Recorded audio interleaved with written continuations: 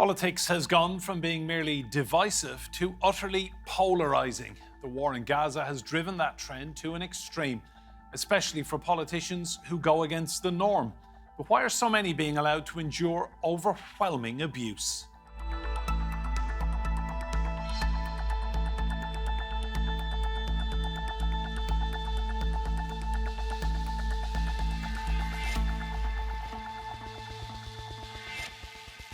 Hello and welcome to Roundtable. I'm Enda Brady. Now, many politicians calling out the humanitarian crisis in Gaza are facing verbal abuse, threats of violence, and even death threats.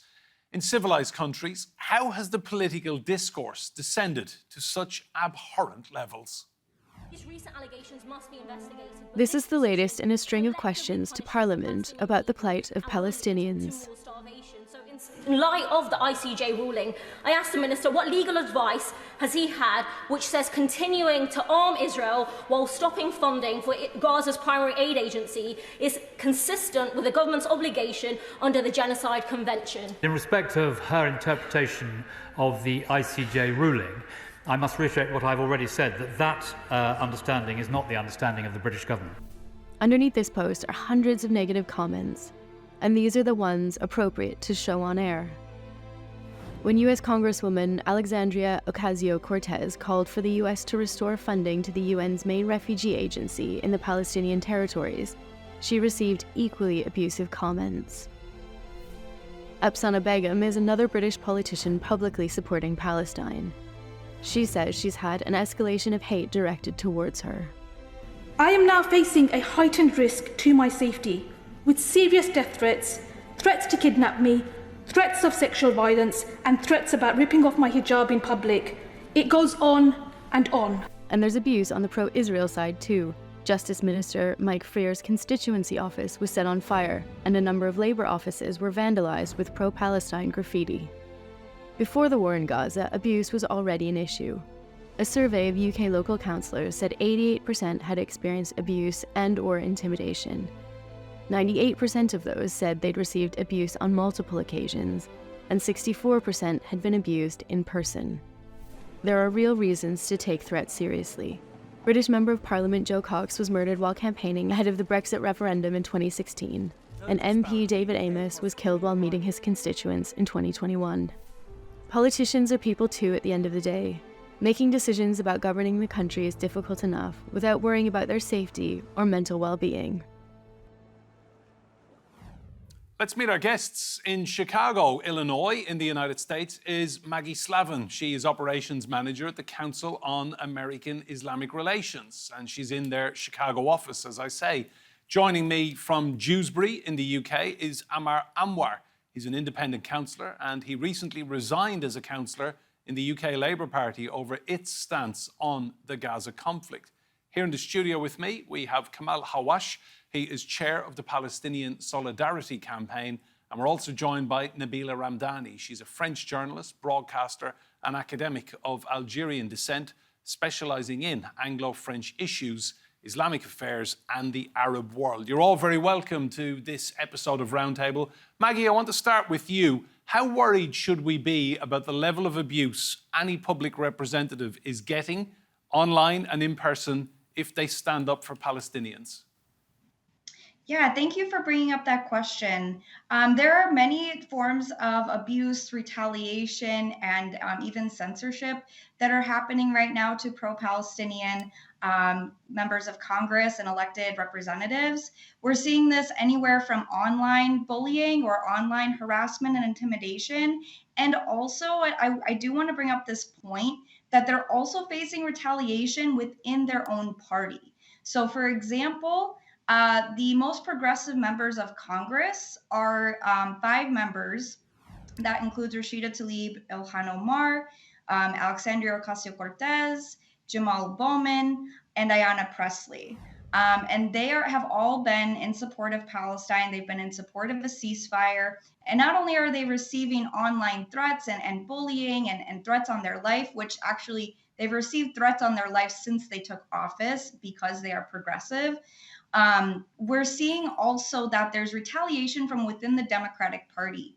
And this takes place in several forms, whether it be For example, the censorship of Rashida Tlaib that took place in November, the House voted to censor her because she is pro-humanitarian and anti-genocide. And that is just a point that I want to bring up because, and not only that, since the start of the Gaza war, AIPAC, actually, which is a pro-Israel lobbying group, has committed $100 million in challenge campaigns, primary challenge campaigns, to unseat these pro-Palestinian, pro-humanitarian Congress people. So it's this form of abuse or retaliation is yes, it's online and it's in person, but it's also taking place behind the scenes within the Democratic Party, which has been deeply disappointing to see. Ammar, how have we got to a stage where people standing up and calling for a ceasefire, people asking for Israel to stop bombing women and children in hospitals and schools, are getting abuse? How have we got here? I mean, the abuse you've got to look at, it is from the wider public as well, but it's internal as well. Labour MPs and councillors that have spoken up for this mass genocide to stop and come to an end, they've been silenced, they've been suspended, they've been asked to apologise. I mean, after October the 7th, we had an emergency meeting over here in Kirklees.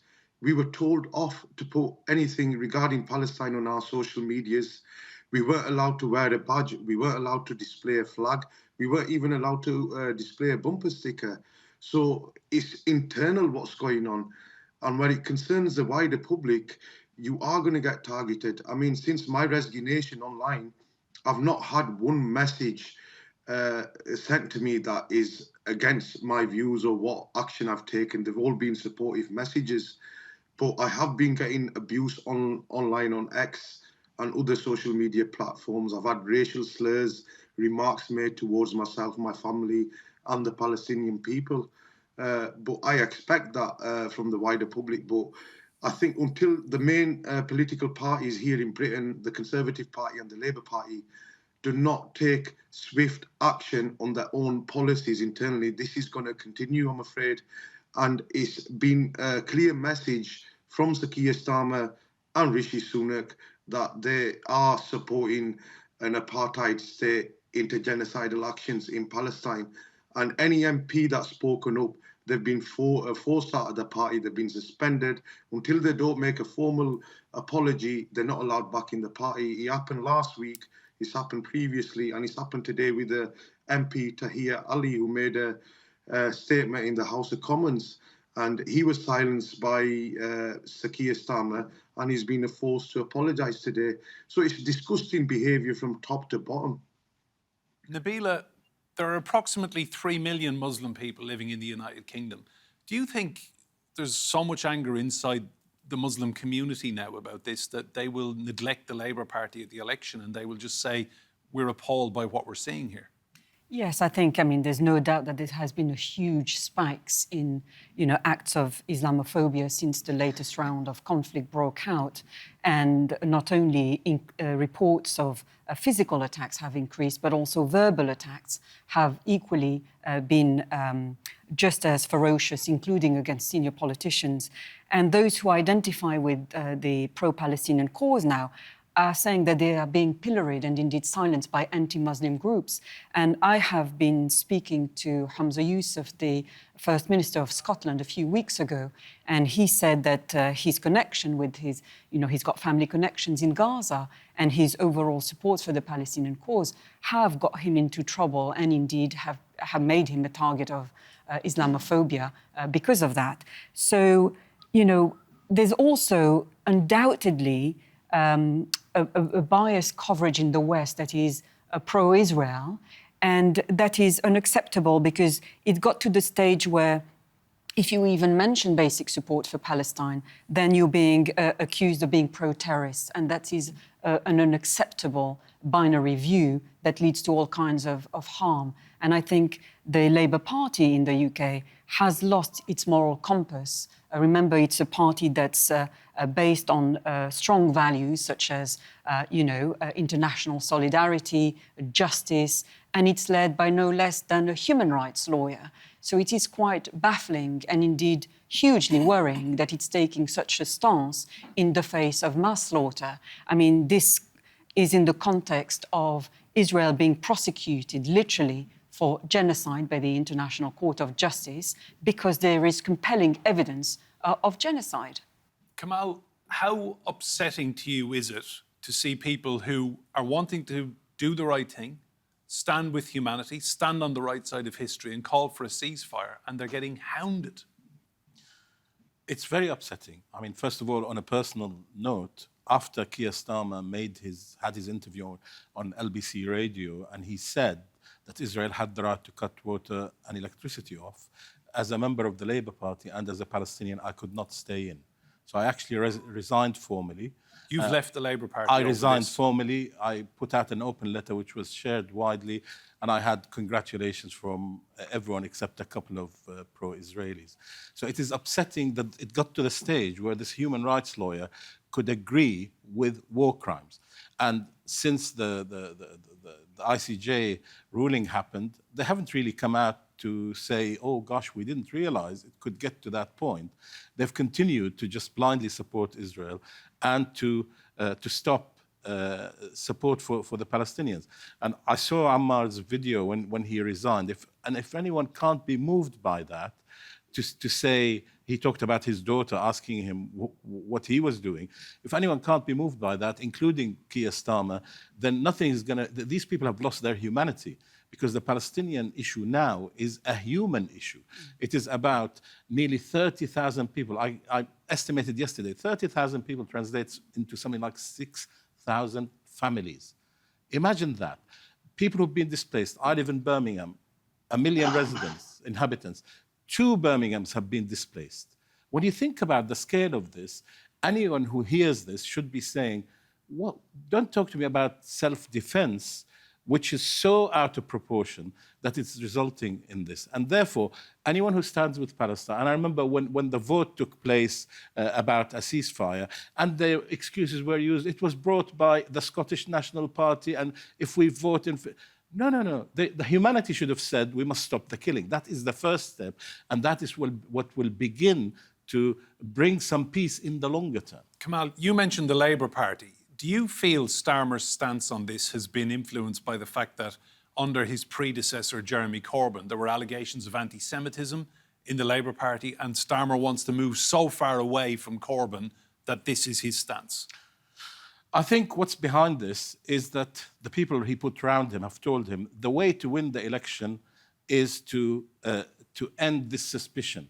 But the way he's gone about it has been to say nothing to do with Palestine. I don't want anyone to get involved with, don't mention the name, I don't want to hear this. My wife is Jewish. He's even used that to justify standing with that is no justification. As a human rights lawyer, he should be looking at it in the cold light of day. I remember when it was put to him by the Jewish Chronicle, people are saying that Israel practices apartheid, is an apartheid state. Do you agree with that? He said, no, I don't. But he's a lawyer. There's ample evidence produced by Human Rights Watch and even B'Tselem, an Israeli organization, which came to the conclusion after painstaking research that Israel was practicing apartheid. At the very least, as a human rights lawyer, he should have said, I'm looking into this, and yeah, I'm worried. I will look at this very closely, and if it turns out that there is enough evidence there, I will be speaking to my contacts in Israel to say this isn't on. Nabila, I want to come to you. What's the French view on all of this? Are you seeing this mirrored across the French Republic? Yes, I mean, there's every effort made in France, for example, to demonize politicians such as Jean-Luc Mélenchon of the left and his party, La France Insoumise, France Unbound, because of their widespread support for Palestine. And that this is despite, their party attracting millions of votes in democratic elections. And we regularly see how the French government, whether they're socialists, whether they're Gaullists or centrists, so-called centrists of the Renaissance Party of President Macron, go on about banning marches in support of Palestinians.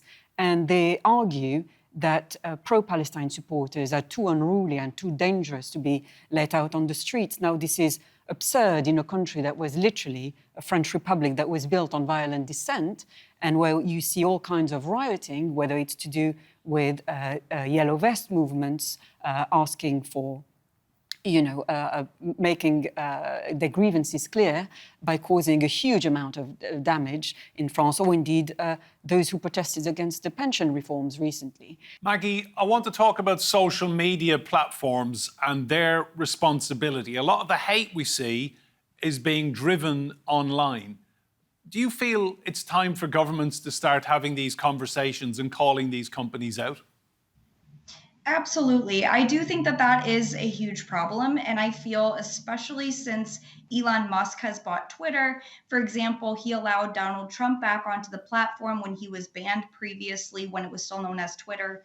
And so, yes, I do think that we have a responsibility, the companies have a responsibility to stand up to some of this hate. However, because of free speech, that's how Elon Musk claims it, then that's how a lot of this hate is continuing to spread online. But I do think that there should be a responsibility placed on X and also placed on other social media platforms, because a lot of times we're seeing, for example, Lauren Boebert, who's a representative from Florida, called the squad the Jihad Squad. She openly called them that online. She got a ton of likes, a ton of retweets, and then abuse from there happened. And that's just one example of several examples of abuse online. And because it's not de-escalated, it continues to occur. Ammar, you're prolific on social media. You've already told us about some of the abuse you've had. Do you think governments should now be looking at predominantly X, Twitter, Facebook, talking to these leaders who make an awful lot of money out of these platforms, obscene amounts of cash? Do you think the time has come for some legislation to basically remove these trolls? I mean, I lost faith in the legislation system when Boris Johnson referred to Muslim women who were wearing burqas as letterboxes. So if there's people in power, position of power, that are making such racial slurs towards a certain ethnic minority or a religion, other people that are just normal civilians think it's okay. Because the Prime Minister is saying this, I can say this also. So they haven't set an example from the very top. I mean, you have to start from the top down the way to the bottom. And it's not work like that. I mean, politicians are making remarks like this. We've seen posts of Donald Trump in the past. We've seen the likes of Boris Johnson, what they've made, and people seem to think it's okay to share them opinions and thoughts on social media. I do believe there should be a legislation in place, but do I have faith in a legislation? I don't think so. I don't think there's faith for, there to be that they're going to pass a law that where it limits certain stuff on social media. I mean, until the owners don't take action, I don't think any government can. That's a very good point, isn't it, Nabila, that Ammar makes. A guy like Boris Johnson writing newspaper columns, he has ridiculed Muslim women, black people, Irish people, gay people, and he ends up in number 10 Downing Street as Prime Minister. What message does that send to the average person on the street, that if he can write these things and refer to Muslim women as he did, as pillar boxes or post boxes, what message does that send to the average person on the street? Well, precisely, and he's a man with immense power, and not least of all because he was literally in power, but also he's got power through the media. And I have to say that the media has a huge responsibility in helping to demonize pro-Palestinian supporters. Coverage that presents Palestinians as less than humans somehow justifies their mass killing. So the demonization is viewed as some kind of justification for the killing of Palestinians en masse. And this can be contrasted with the way Ukrainian refugees, for example, were treated in 2022 after Putin's invasion of the country. Yes, Hamas killed hundreds of Israelis and they kidnapped hundreds of hostages on October the 7th last year. The Israeli government is ultimately now responsible for more than 25,000 Palestinian lives, and there are tens of thousands that are maimed and killed, and this continues to happen on a daily basis. But even before the 7th of October, almost 4,000 Palestinian lives were taken, according to the UN, compared to 177 Israeli civilians, for example.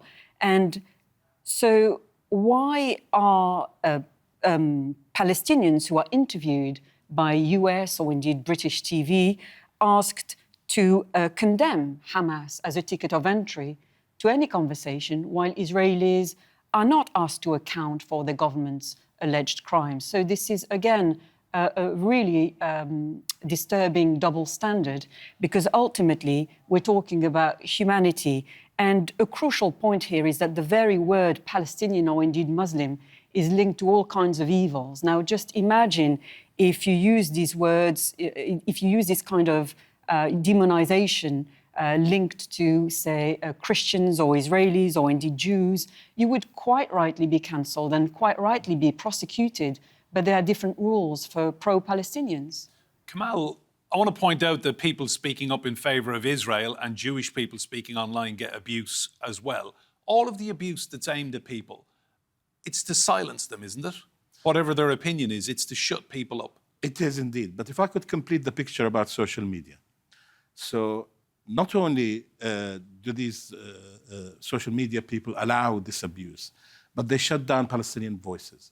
Pro-Palestinian. Facebook, for example. How many people do we know who had to get a new account because the last one was shut, for putting out almost innocuous things, but just report on what is happening? And that's because, we're talking about government legislation, Israel for years has been pressuring, particularly Facebook and Twitter, to silence, to, you don't let people say this, they're anti-Semitic, etc., to the extent that that's been written into the algorithm. And so it's important that there are these two sides to this. But at the end of the day, social media has enabled Palestinians and their supporters to transmit as much as they can about the real situation. It can be a force for good. It can be, because let's face it, and let me applaud the journalists in Gaza, first of all. We've lost something like 115, I think, who've been killed. If it wasn't for these journalists, we would not know half what is happening there. We would not know about the destruction of Shifa Hospital and the other hospitals. Beit Lahia, this morning, I saw a picture of the hospital there being destroyed. And they've paid for it with their lives. And so it's important to say that it can be a powerful good. Israel is after them. The legislation really isn't needed. The problem is the algorithm that they produce, which shuts people out if they are pro-Palestinian or trying to portray what's happening, but allows the abuse to happen. And it allows people to just put a picture of anything and become a Twitter user or an X user and abuse whoever they like, whether it's individuals, individual MPs, for example. And talking about MPs, we must, for the sake of balance, say that even MPs who've been supportive of Israel have been abused as well. And in some cases, they've been intimidated with people going outside their surgeries. People have the right to protest. That's abhorrent as well. It is indeed. That's exactly. Yeah. Just have a listen to this. This is an exchange between the Labour MP for Coventry South. She's called Zara Sultana. This is her in Parliament and talking to the Prime Minister Rishi Sunak. Let's just have a listen to this. Mistakes in the Middle East should have taught this House that military intervention starting out as limited can quickly escalate, risking a sequence of events far larger and more terrible, and risk even dragging us into war. It is for this reason, according to reports in The Times, that Foreign Office officials were, and I quote, incredibly nervous about last week's military assault in Yemen. Driving the region's instability is Israel's horrifying assault on Gaza, which has now lasted more than 100 days. So rather than giving Israel the green light to continue its brutal bombardment of Gaza and risking a wider conflict, will the Prime Minister seek to de-escalate the situation and call for an immediate ceasefire? Prime Minister. Perhaps the Honourable Lady would do well to call on Hamas and the Houthis to de-escalate the situation. Maggie, so anyone speaking up gets abuse online. I'm curious about your situation. Our viewers won't know this, but you converted to Islam. Just tell me about living in the United States as a Muslim woman. What Islamophobia do you detect on a daily basis? Sure. For me, my experience is a little bit different because you wouldn't know from my name and certainly the way that I look and the way that I dress, you wouldn't know that I'm Muslim unless I told you. So for me, I don't receive as much Islamophobia or as much abuse online. as some others who are visibly Muslim, who wear the hijab, who wear traditional clothing. The only way you could tell that I'm Muslim is that I dress more modestly than others, but you certainly wouldn't be able to tell. However, since I've been working with CAIR, there's been some press coverage, especially since October 7th, about the war in Gaza and about the clients that we're helping that are facing discrimination from their employers, from their schools. And also we've supported families who have, families in the Chicago area who have families in Gaza. We've called on elected officials for a ceasefire. And since then, I would say I've gotten some backlash. The comments on X, Twitter, are mean, but I certainly don't face it as much as somebody who is visibly Muslim. However, my husband, who does look visibly Muslim, he's South Asian, he has a beard, he dresses a little bit more traditional, not fully, but more traditional. And he's also a driver. He's a limo driver. And some of the comments that he gets from his passengers, there was a passenger the other day who asked him if he supported Hamas. And that was just because his last name is Hussein. And that, to me, those like daily interactions, or seeing that online a little bit, but also seeing it, what my husband faces, is really, really disturbing. And it feels like we're back in this post 9/11 cartoonish type atmosphere. And that's not to mention the thousands of people that CAIR has helped since October 7th in issues with discrimination with their employer, with school, or that have experienced Islamophobic attacks. Maggie, thank you. And to Ammar as well, and my guests here in the studio, Nabila and Kamel. Remember, you can see more discussion and debate on our YouTube channel. Just search for Roundtable, TRT World. But from me and Brady and all of the team here, goodbye and thank you for watching.